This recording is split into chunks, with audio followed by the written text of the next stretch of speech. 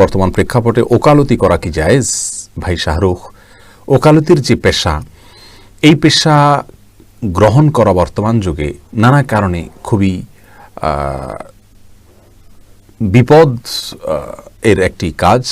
তার কারণ হলো, ওকালতি করতে হলে প্রচলিত আইনে যে বিচার হবে সে বিচারের জন্য আপনার আবেদন করতে হবে। যদিও প্রচলিত আইনের বেশিরভাগ ধারাই কোরআন হাদিসের সাথে সাংঘর্ষিক না, কিন্তু কিছু কিছু ধারা বা অনেকগুলো ধারা যেহেতু সাংঘর্ষিক আছে, অতএব সেই সমস্ত ক্ষেত্রে অন্তত একজন উকিলকে ওকালতি করতে হবে এবং কখনো কখনো সে সমস্ত ধারায় বিচার চাইতে হবে।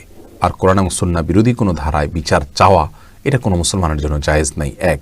আর দ্বিতীয়ত হলো, ওকালতির পেশায় অনেক সময় আসামি অপরাধী হওয়ার পরেও উকিল তার মামলায় জেতার জন্য, তার মক্কেলকে মুক্ত করবার জন্য তিনি মিথ্যার আশ্রয় নিয়ে থাকেন এবং তাকে মিথ্যা শিখিয়ে থাকেন। এটা আমাদের দেশের ওপেন সিক্রেট একটি বিষয়।